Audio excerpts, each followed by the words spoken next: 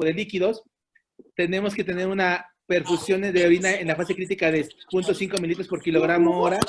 Y siempre hay que estar controlando los líquidos intravenosos con el hematocrito y los signos vitales. También aquí hay algo bien importante. Si yo tengo una diferencial amplia, dice, no, doctor, pues es que tiene 90 de TA, pero tiene, digo, 90 de sistólica, pero tiene 40 de diastólica. Es una diferencial muy amplia. Esto te habla de un riesgo de un paciente que se te puede complicar. Entonces, sí tenemos que tener mucho en cuenta esto. También hay que, si ya el choque fue refractario y no podemos usar cristaloides, pues cambiar a coloides. Y si el lactante no se está alimentando, añadir una solución con dextrosa. Algo que también les quiero recordar y les hago una petición es, los pediatras somos muy criticados porque mezclamos muchos líquidos. Si todos nos detuviéramos a ver cómo preparan las enfermeras en la gran mayoría de los hospitales en México, los líquidos, nos iríamos de topes. La verdad es que ustedes ven las enfermeras agarrando el salino, cayendo a una tarja, a un botecito y la mezcla. Hay que evitar lo más que se pueda las mezclas. De esa manera van a evitarse muchas infecciones nosocomiales. Lo ideal sería tener una campana de flujo laminar que no tenemos en muchos hospitales. Entonces, sí, yo les hago una petición que eviten, traten en la manera de lo posible usar soluciones ya bien estandarizadas, donde no tengan que estar mezclando tantos líquidos, electrolitos, porque es una contaminación imposible de controlar. Entonces, continuando con el tema, les comento aquí, bueno, lo que ya hablábamos de que yo voy a ver si ya resolví después de los boles en el paciente con choque hipotensivo descompensado, pues voy a observar si tiene mejoría, si no mejora porque persiste el estado de shock, disminuye la presión de pulso, la acidosis metabólica empeora o incrementa el hematocrito. Entonces, sí necesitamos estar pendientes cuando tiene datos de larga que descienden las plaquetas aproximadamente al 5.º día de la enfermedad y que van a requerir constantes de volumen por el dolor abdominal.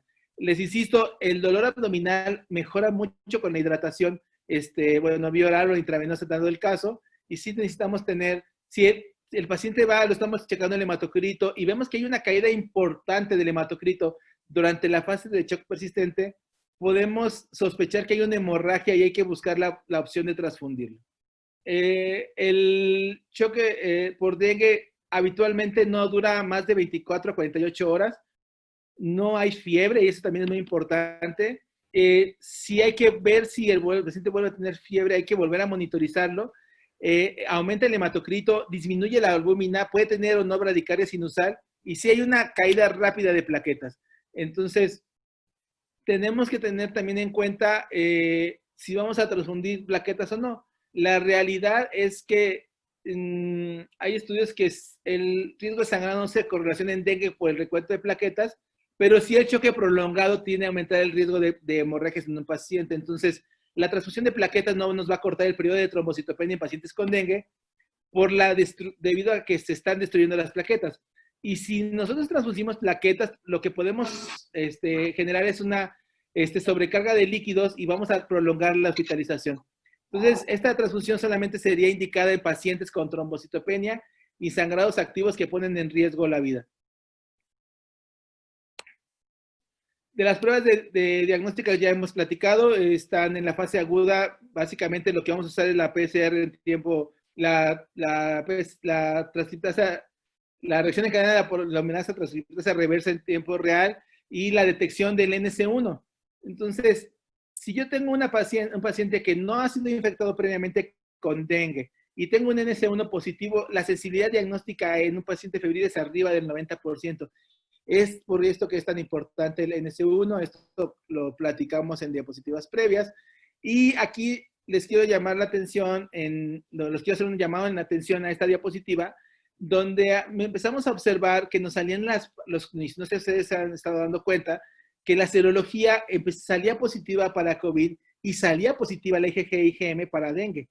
Y por eso empezamos a usar ese término bendito del COVID-dengue, de que pues tenían las dos cosas, pero al final la realidad es que no es así como tal. Tenemos que tener la certeza de que sí es un COVID o un dengue. Entonces, en este estudio analizaron 55 individuos con infección por SARS-CoV-2 y se dieron cuenta que había una reactividad cruzada entre el virus del dengue y el virus del COVID, y esto podría dar una serología del dengue falsamente positiva con COVID o al revés. Entonces, ¿por qué? Por esto.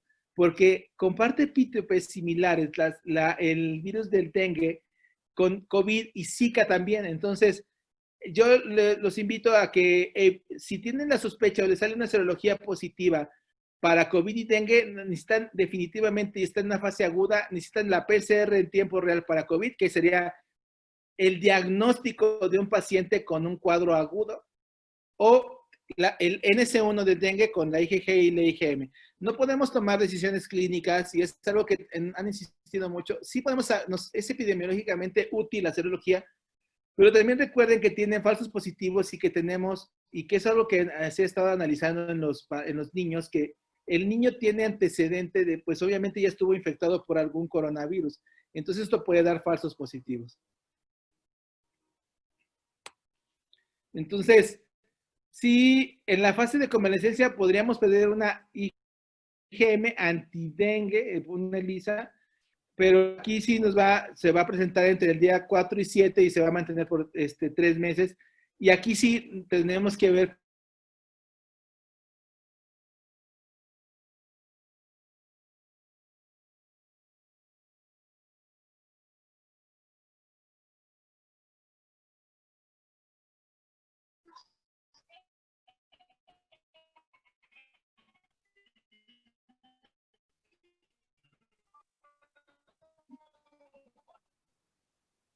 ¿Se salió?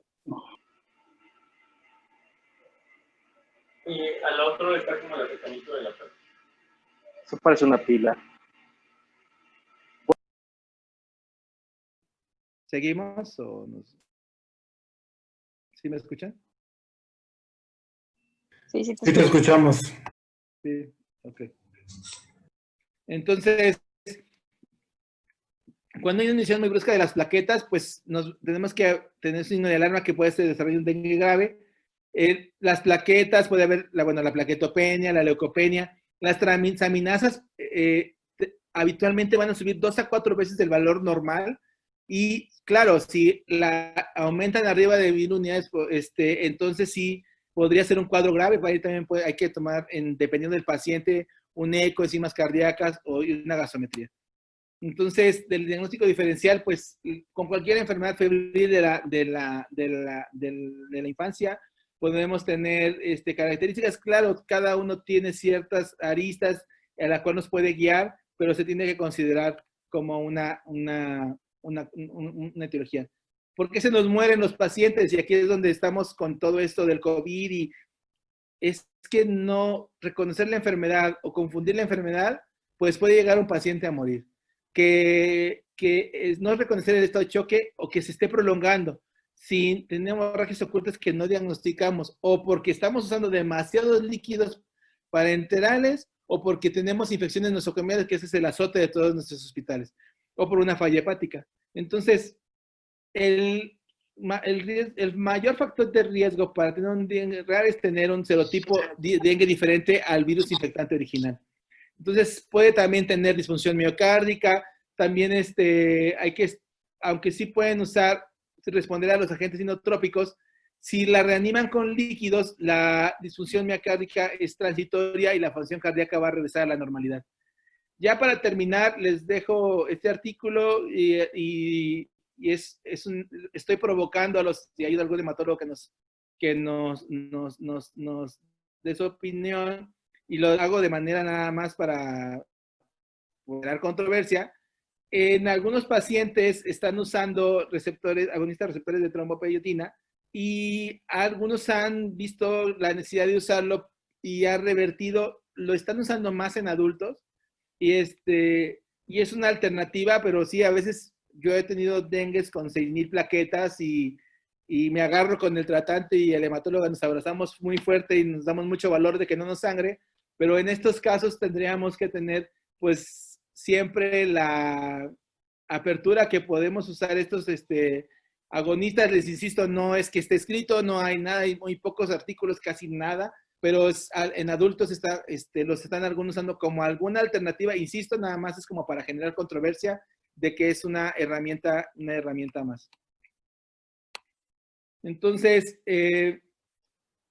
sí, a media conclusión hay que tener que en dengue hay que sí estar muy pendiente de la fiebre persistente, del dolor abdominal. El vómito es muy común, también el dolor retroauricular y que el dolor puede persistir después de la fiebre, que hay leucopenia, sobre todo linfopenia y plaquetopenia, los dos rash que se pueden presentar, que la serología hay que corroborar con una serología completa. Aunque sí es cierto, y estoy de acuerdo con todos, que en esta temporada todo es COVID, hasta no demostrarse lo contrario, pero también hay que estar muy sensibilizados a que el problema de COVID en pediatría no es infinitamente menor al problema que tienen los adultos ahorita con COVID, porque estamos viendo cada vez infectólogos más desgastados, saturados de trabajo, con casos muy severos. Yo no digo que no tengamos pacientes severos, claro que los tenemos y tenemos que identificarlos y tratarlos, pero hemos llegado a la conclusión en mi grupo de trabajo con el cual estamos trabajando nosotros en la medicina privada, es que el mejor tratamiento es identificar temprano las complicaciones y dar el manejo adecuado al paciente conforme se vaya requiriendo. El retraso en el diagnóstico, el retraso en el tratamiento es lo que está llevando a la mortalidad de estos pacientes. Y ya para terminar, bueno, les dejo aquí el kit para sobrevivir a la nueva normalidad mexicana y pues estoy a sus órdenes.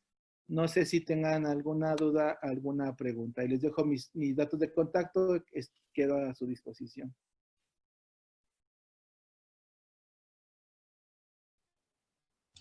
Doctor, nos preguntan en el chat si se puede presentar conjuntivitis severa en el dengue.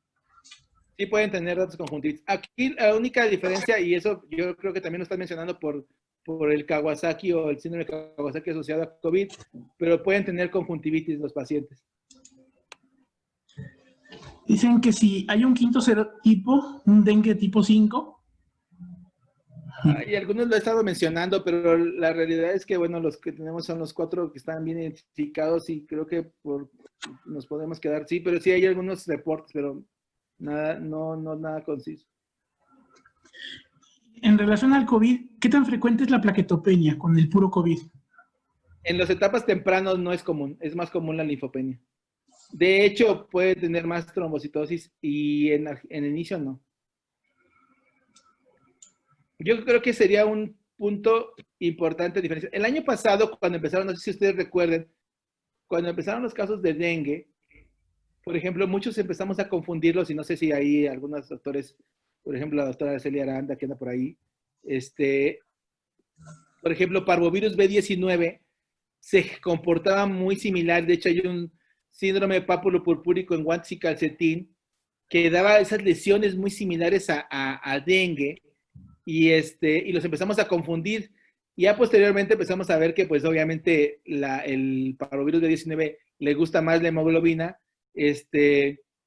y que a dengue, que es más afín a las plaquetas. Bueno, se hace más plaquetopenia, no que sea afín, sino con respecto a dengue.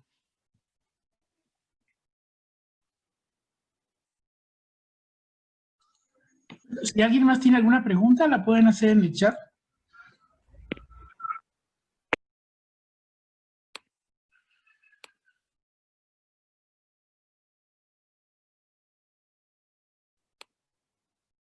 Doctor, yo tengo un comentario. Hola, doctor Mendoza. Sí, bueno, primero, excelente plática. Segundo, la diferenciación entre COVID en fases iniciales, diferenciación con un PIMS y dengue, es que, como dice el doctor Narváez, el COVID inicialmente solamente va a presentar linfopenia. Trombocitos están normales, prácticamente no tenemos alguna alteración más allá, no hay hipoalbuminemia. Sin embargo, donde es más difícil la diferenciación es cuando tenemos un paciente con PIMS, que es el post-COVID, el síndrome inflamatorio post-COVID, en el cual ahí sí hay prácticamente todas las alteraciones son iguales. Podemos tener falla hepática con elevación de transaminasas, transaminasemia, podemos tener hipoalbuminemia, podemos llegar a tener leucocitosis con linfopenia, podemos llegar a tener trombocitopenia importante, y normalmente tenemos una cuenta o una hemoglobina también discretamente tendiendo hacia la baja. También otra cosa que tenemos que ver son los marcadores de inflamación, son muy importantes. Si tenemos un paciente con marcadores inflamatorios muy elevados, debemos de hacer la diferenciación entre los dos, entre las dos entidades. Aquí el problema es que las dos entidades se nos están enmascarando en las fases, en una en la fase muy aguda y en la otra en la fase muy subaguda o prácticamente crónica o tardía de la enfermedad. ¿Cuál es el reto? El diagnosticarlo. El problema es que normalmente tenemos pacientes que llevan o que nos llegan a los hospitales, tanto públicos o privados, ya vistos por 3 o 4 pediatras previos, con 3 a 7 días de evolución con fiebre persistente, pero nadie en ningún momento se le ocurrió hacer preguntas tan fáciles y tan sencillas como antecedentes de pacientes con COVID, contactos con pacientes sospechosos, si los padres trabajan, en qué tipo de medio trabajan también. También la otra que hemos visto es que normalmente los pacientes que tienen PIMS o COVID, una gran proporción, prácticamente como un 80-90% de los que hemos visto en el Hospital Central, en el Hospital de la Salud, han sido pacientes que los padres han sido el factor de riesgo para infectar a los niños. El dengue es otra entidad completamente distinta, sí, pero los dos tienen una presentación prácticamente igual. La diferencia iba a ser del clínico buscar y encontrar los datos de choque, identificar el choque no hasta que esté hipotensivo, sino todavía con los signos clínicos principales, identificar y tener la suspicacia. Y segundo, si yo veo un paciente que tiene más de 4 o 5 días con fiebre, ese paciente no tiene nada normal. Ese paciente puede tener dengue, puede tener COVID o puede tener Kawasaki. Entonces debemos de ser como pediatras muy quisquillosos, muy vigilantes de las condiciones del paciente. Y si empezamos a ver cosas que no son raras, lo más importante será que si yo no sé qué tiene el paciente, referirlo a alguna unidad hospitalaria o a alguien que pueda ayudarme y que le pueda ayudar al paciente. En la mañana yo platicaba con unos compañeros de la Ciudad de México y coincidíamos en que hemos minimizado como médicos, tanto generales, médicos internistas e incluso como pediatras, que la infección por COVID también es grave en los niños. El dengue es grave. A mí me ha tocado ver pacientes en choque por dengue, en los cuales no hemos podido revertir el choque y se nos han muerto. Y realmente lo que dice el doctor es importante.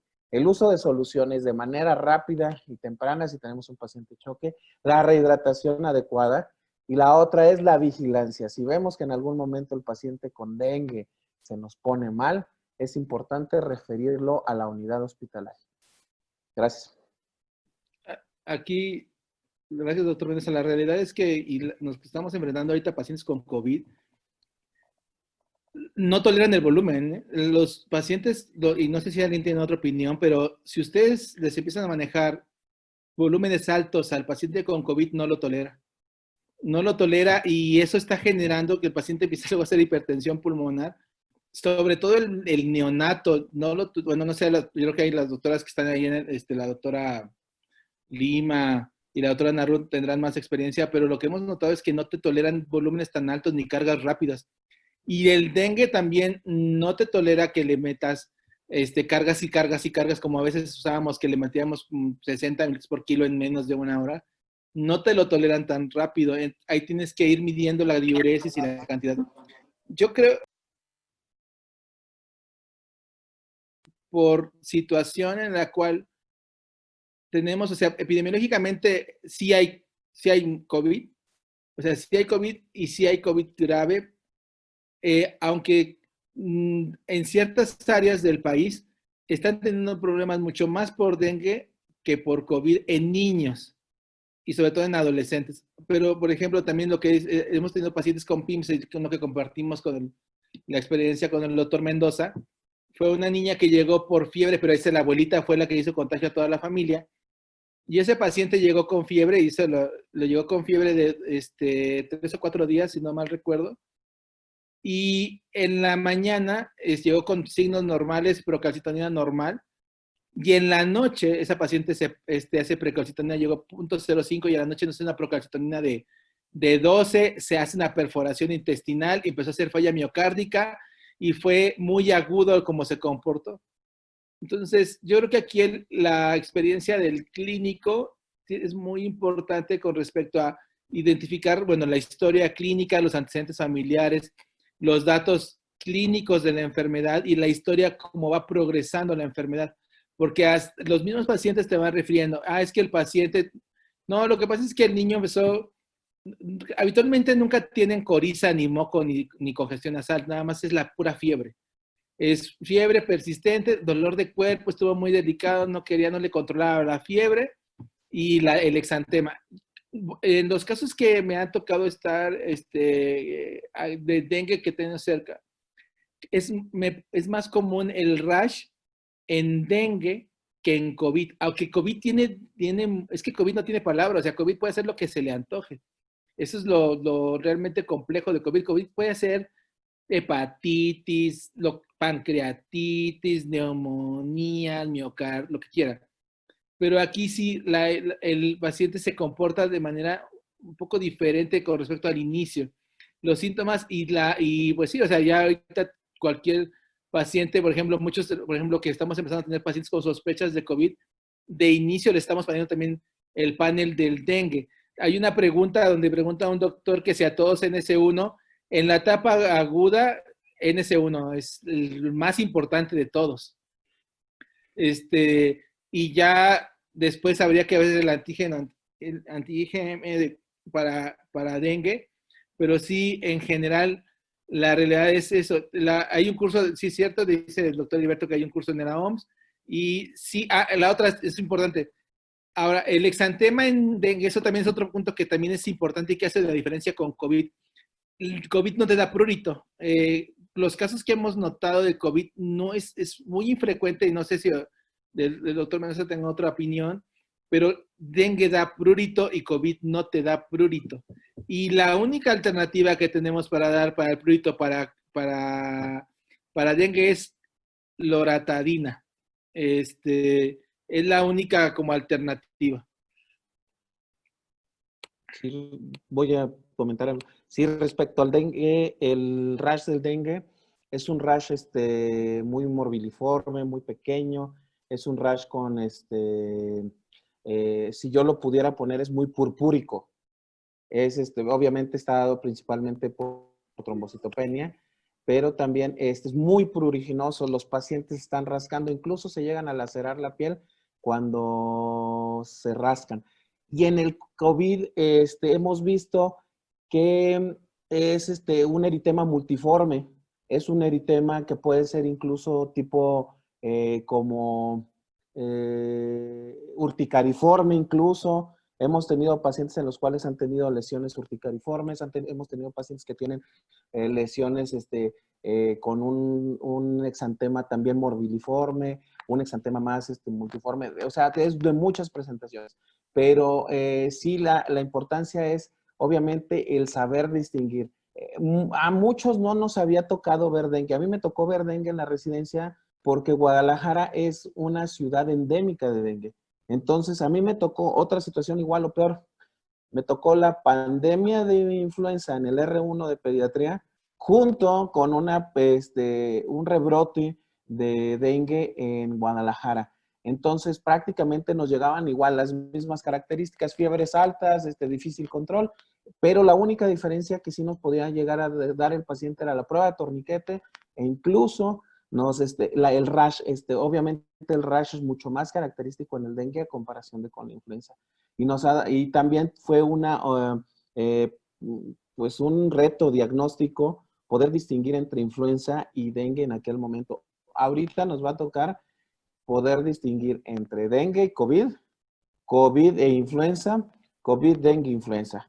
Entonces va a ser un reto muy importante para el diagnóstico.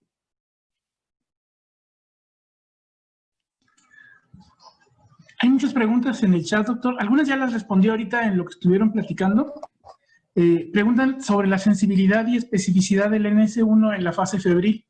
90%, 80-90%.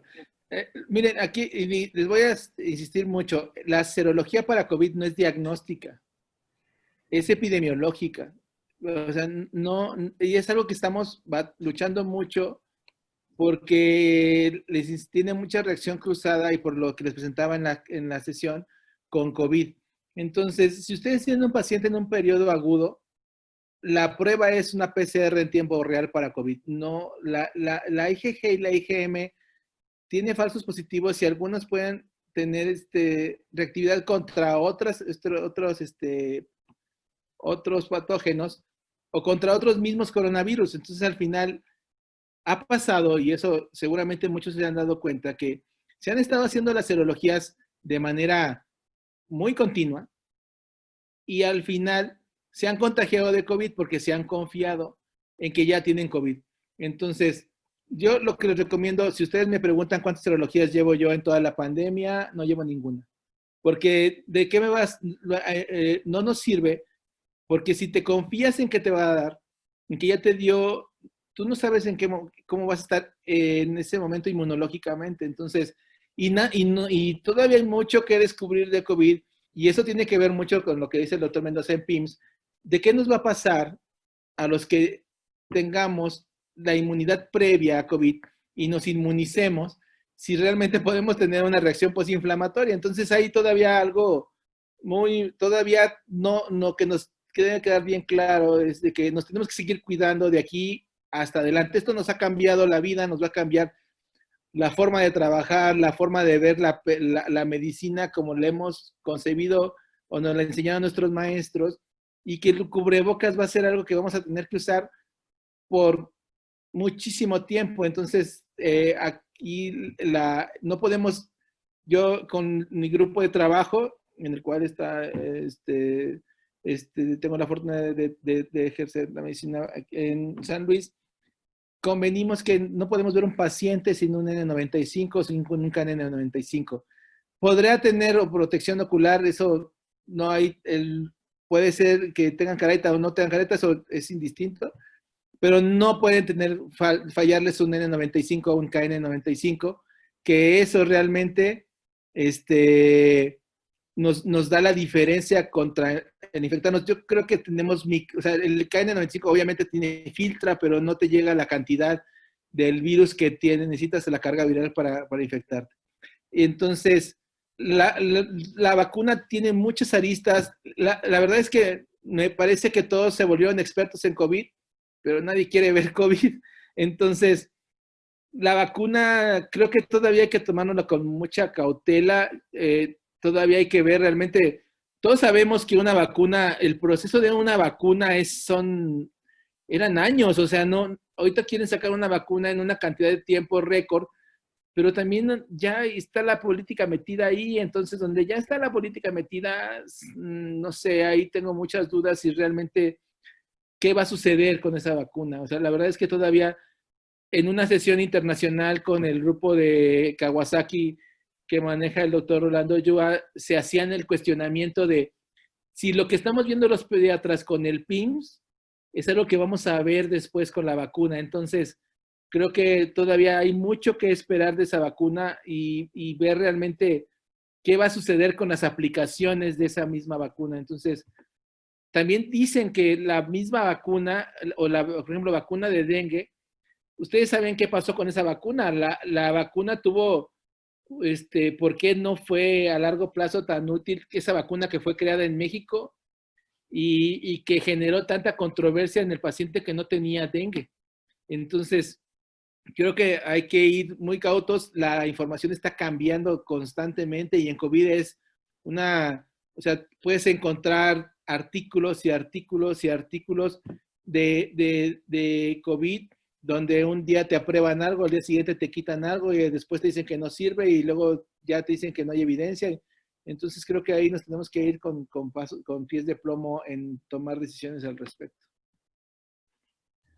Nos hacen un par de comentarios en el chat. Piden que si podría poner la diapositiva con las fases del dengue.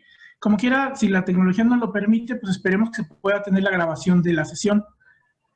Y nos comenta la compañera Sandra del Seguro Social que les han llegado 3 adolescentes que ingresaron por COVID y como al mes y medio empezaron con un cuadro de dengue.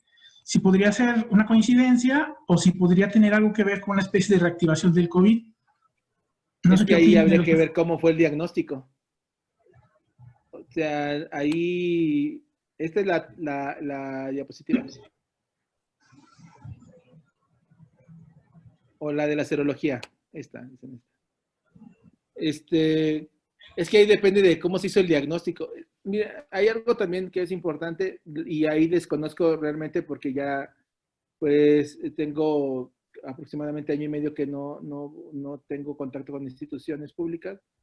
Bueno, sí, en el ISSSTE soy subrogado, pero desconozco con qué están haciendo el diagnóstico de dengue y con qué se hizo el diagnóstico de COVID. Y ya en base a eso podríamos tener ahí una idea. O sea, no, puede ser una que fue un COVID y ese es un PIMS, como comentaba el doctor Mendoza, o que fue un COVID y que después puede tener un dengue, pero depende de cómo hicieron el diagnóstico del dengue. Porque si lo hicieron solamente con una IgG y una IgM de dengue después, ese diagnóstico podría ser no tan válido, o pudo haber sido que fue primero un dengue y que después tendría serología a COVID, digo, serología dengue positiva y que no se diagnosticó inicialmente, o que fue un COVID. La verdad es que ahí tendría que ser clínica, serologías, pruebas diagnósticas y todo. Muchos, ustedes saben que hay lugares donde empezaron a hacer pruebas rápidas de COVID, pero así como todos hicieron. Entonces, la verdad es que no sé con qué hicieron ese diagnóstico para determinar cómo fue que se llegó a ese diagnóstico. Y nos comenta que el diagnóstico de COVID sí fue confirmado por PCR y el de dengue fue clínico. Es que ahí, pues, o sea, sí, clínico, pues sí, o sea, yo no dudo, o sea, la verdad es que yo soy un fiel creyente de que la clínica es todo para el diagnóstico, pero ahí, de cierta manera, difícilmente tendrían la evidencia suficiente de realmente que fuera lo que les comentaba el doctor Mendoza, o sea, si puede ser un PIMS y que después tuvo manifestaciones de un PIMS por plaquetopenia secundaria, ahí no podría yo hacerle una diferencia importante en esa situación. De lo que comentaban sobre el exantema que causa mucho prurito, ¿tienen alguna recomendación de algún tratamiento para poder remediarlo? Lo que está descrito, o sea, sí hay muchas alternativas, loratadina. Realmente la loratadina, yo a mis pacientes los he manejado solo con loratadina y han respondido. No han requerido más. Luego ha sucedido que el mismo paciente, yo acabo de ver uno, que las lesiones, las secundarias sobre todo, les llaman islas blancas en un mar rojo, y así se aparecen, está completamente enrojecida la pierna y se ven áreas blanquecinas, se han lacerado, lastimado la piel y se han puesto N cantidad de cosas, hasta sábila, se han pomada de la tía, lo que quieran, y al final solito va a remitir y no requiere más que la loratadina y el paracetamol. Yo solo manejo mis pacientes de dengue con loratadina y paracetamol y afortunadamente no les ha ido mal. Claro, el hospitalizado depende de lo que requiera, ¿no? O sea, al final, y la dosis de paracetamol siempre al tope de lo que se está descrito. Pero nada más es con lo que se está manejando. Pero creo que les funciona más que todo el medicamento que se puede dar. La hidratación es fundamental en el paciente con dengue. O sea, un paciente bien hidratado te disminuye mucho la sintomatología del dolor abdominal, el malestar, les va mucho mejor. En parte ya lo comentaron, pero ¿qué tan prácticas son las pruebas serológicas o pruebas rápidas para hacer la diferencia entre el dengue y el COVID? Pues la verdad es que no. Lo que les comentaba en la diapositiva es que tiene una reactividad cruzada. Entonces, esa misma reactividad les puede dar falsos positivos para dengue o para COVID. Entonces, les insisto, la serología no es útil para diagnóstico de COVID. O sea, si yo tengo el COVID, o sea, por ejemplo, tengo un NS1 positivo y me sale positivo la IgG y la IgM para COVID, le hago una PCR le hago una PCR para COVID y con eso sería el diagnóstico, puede ser así una coinfección. Si el NC1 está negativa para COVID y la PCR está positiva, la NC1 está negativa para dengue y la PCR está positiva para COVID, eso es un COVID. Entonces ahí la realidad es que no tendría mayor problema. La serología no es de diagnóstico, les insisto, o sea, para COVID, la serología no es útil para el diagnóstico. No pueden diagnosticar COVID porque tienen muchos falsos positivos. Entonces, les insisto, hay médicos, compañeros de nosotros, pediatras, cirujanos que han salido positivos para COVID en serología y se han contagiado de COVID posteriormente. Entonces, no fue COVID. No sé si alguien más tenga alguna pregunta que podamos aprovechar al doctor. Me preguntan, NS1 negativo con IgG positivo para dengue, PCR positivo para COVID. ¿Cuál sería su interpretación de laboratorio? Es un COVID. Sí, y es que depende también de la etapa donde se lo tome, ¿no? Si es en la etapa febril, un NS1 negativo podría descartar en algún punto el dengue. Si tenía IgG positiva para dengue con un NS1 negativo, hay que ver si no tuvo una infección previa por dengue. Eso vamos a tener mucho problema en los años siguientes en los que nos vienen con los pacientes con dengue. Dengue no se va a ir, dengue se llegó para quedarse.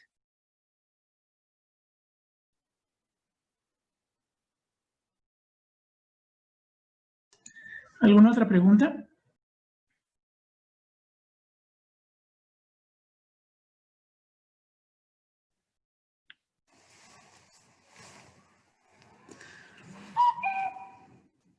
Creo que no hay más preguntas por el momento.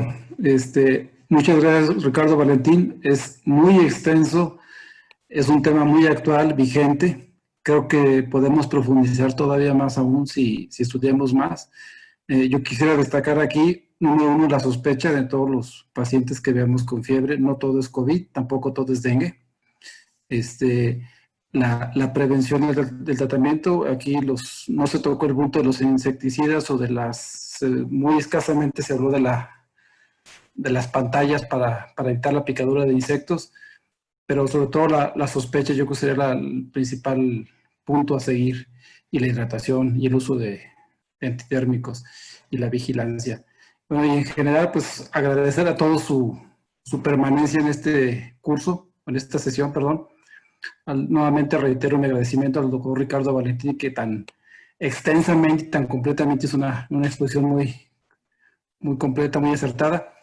Y mi agradecimiento al Laboratorio Senocian por su apoyo para brindar las facilidades para esta sesión. Espero que sigan todos con una sana distancia, que seamos todos extensivos a nuestras familias y amigos, para que por favor mantengan la sana distancia y no tengamos más pacientes, por favor. Por mi parte es todo. Muy buenas noches y gracias a todos por su asistencia.